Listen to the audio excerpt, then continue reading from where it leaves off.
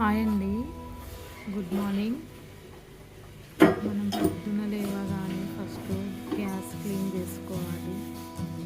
మంచిగా gas clean చేసుకొని దానికి పూజ చేయాలన్నమాట. చిన్నగా ఫస్ట్ చాక్పీస్తో కానీ ముగ్గుతో కానీ ఒక ముగ్గు వేసేసి మనం డైలీ చేసే పనులు అనమాట. ఇది ఆడవాళ్ళం ఉన్నాం కదండి, ఫస్ట్ చేయాల్సినవి.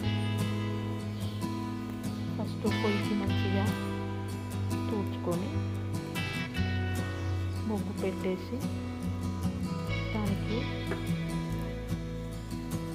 పూజ చేయాలన్నమాట. ఫస్ట్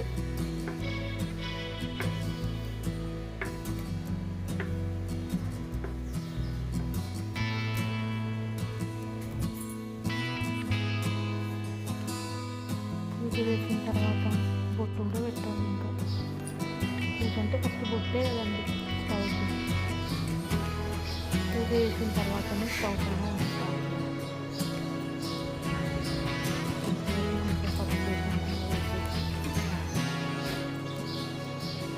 తర్వాత ఇంకా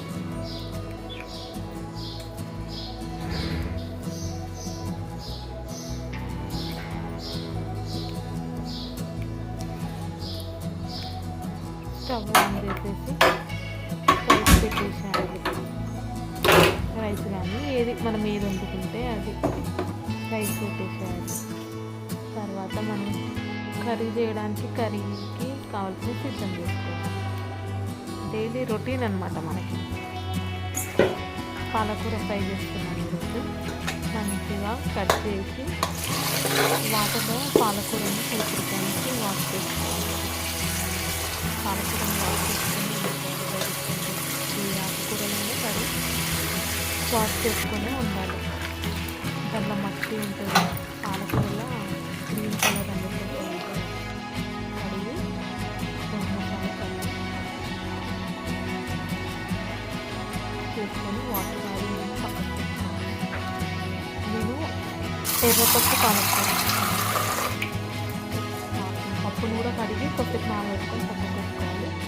తర్వాత పాలకూరకు కావాల్సిన ఆనియన్స్, టమాటాలు కట్ చేసి పక్కన పెట్టుకొని ఆయిల్ వేసి ఆయిల్ హీట్ అయిన తర్వాత కొంచెం హీట్ కావాలి. తర్వాత పచ్చిమిర్చిని బాగా వేయించుకోవాలి. పచ్చిమిర్చి ఎట్లా వేయించాలో తెలుసు కదా.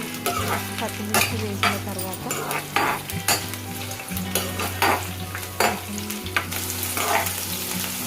ఆయిల్లో కొంచెం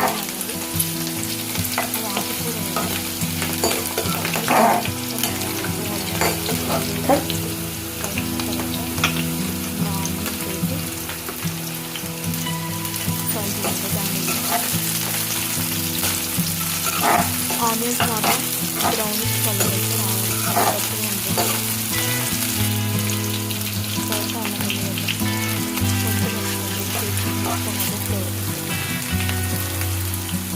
తర్వాత పసుపు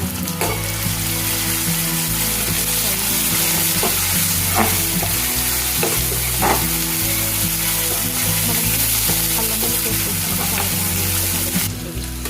తర్వాత ఇందాక మనం పక్కకు వేసుకున్న పాలకూర వేసి కొంచెం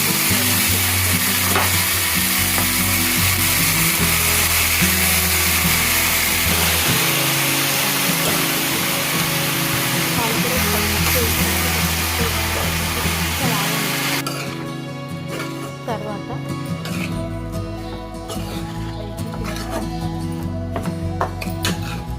పాలకూరలో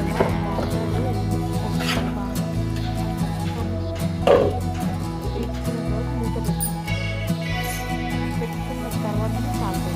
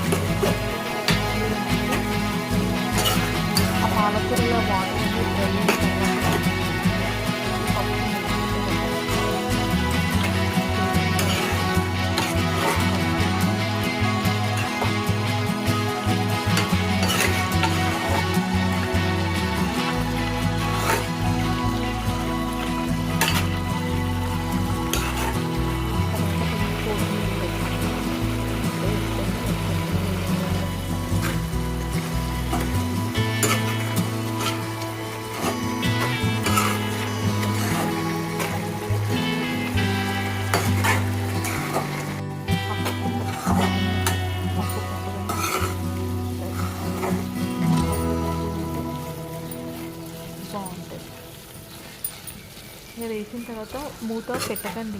మూత పెడితే ఇంకా అందులో ఉన్న వాటర్ పోవు.